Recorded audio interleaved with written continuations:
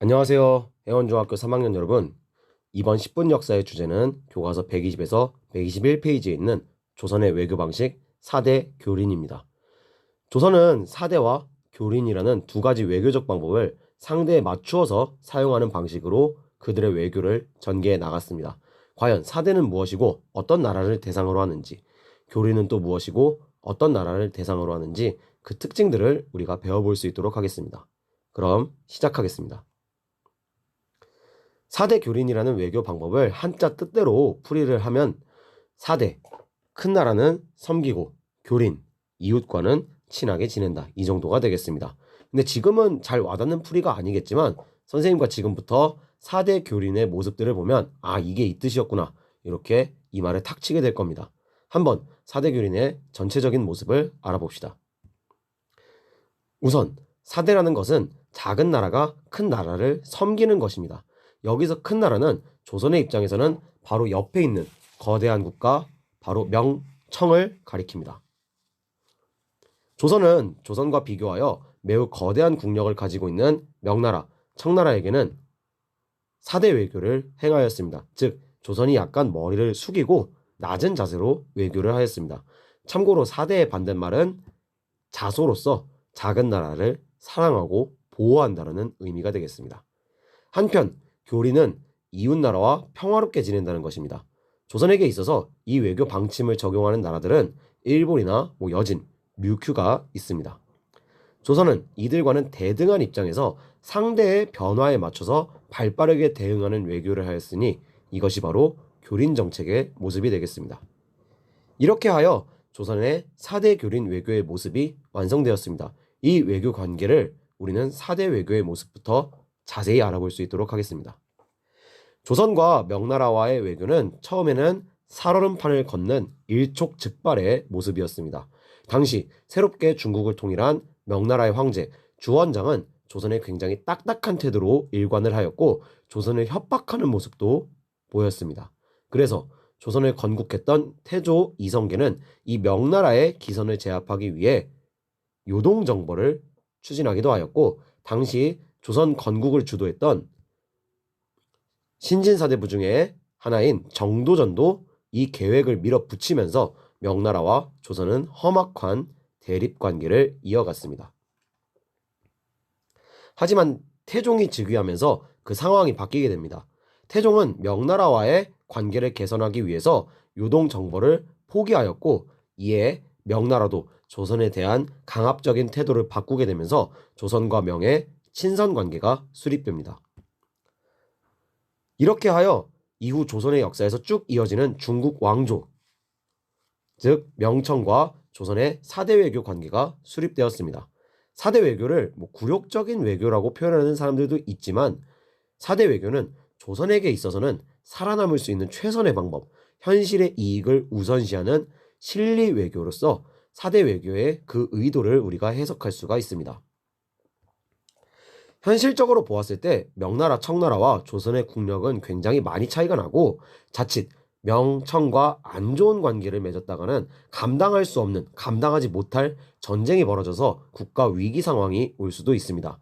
그렇기 때문에 조선은 자세를 낮추는 4대 외교를 통해서 국가의 전쟁 위기를 최소화하여 왕권을 안정시키고 경제와 문화적으로는 중국의 조공 무역 체제 안으로 들어가서 조공보다 더 많은 명나라, 청나라의 조공의 대가로 주는 하사품과 그 조공 외교관들을 따라가서 명나라, 청나라의 상인들과 교류하는 상인들의 무역을 통해서 경제적 이익을 얻는 한편 중국의 선진 문물을 합법적인 통로로 수입할 수 있는 기회를 이 4대 외교로 얻을 수가 있었습니다.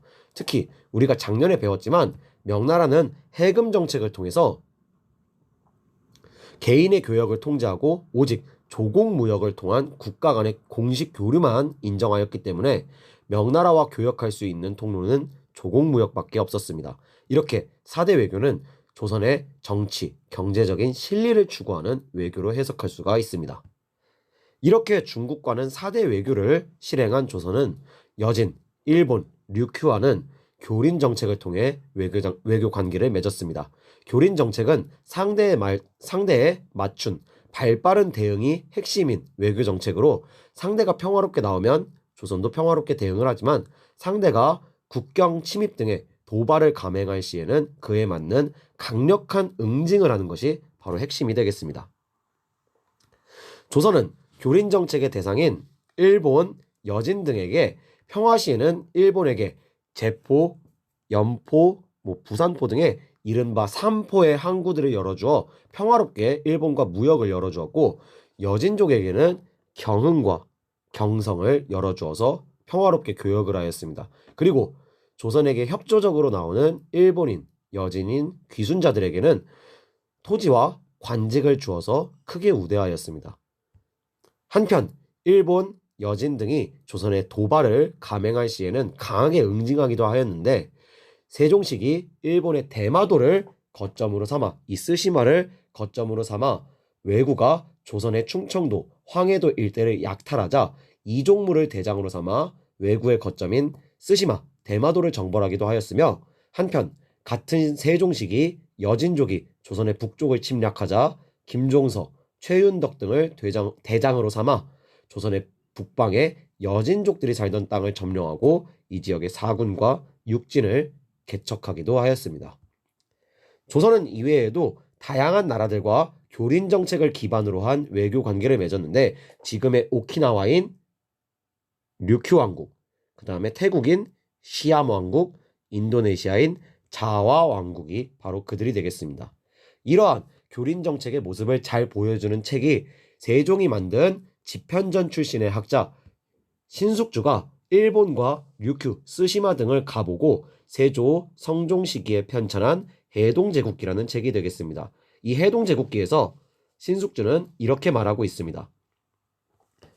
그들의 습성은 강하고 사나우며 무술에 정련하고 무술에 익숙하고 배 타기에 익숙한데 우리나라와는 바다를 사이에 두고 서로 바라보게 되었으니 그들을 도리대로 잘 어루만져주면 예절을 차려 조빙, 즉 왕에게 찾아오고 그렇지 않으면 함부로 노략질한다. 이렇게 적고 있습니다. 즉 도리대로 잘 어루만져준다.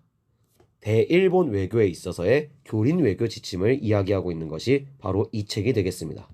이 파트의 중요 포인트는 다음과 같습니다. 여러분들 한번 확인하시면서 10분 역사 여기서 마치겠습니다. 고생하셨습니다. 안녕.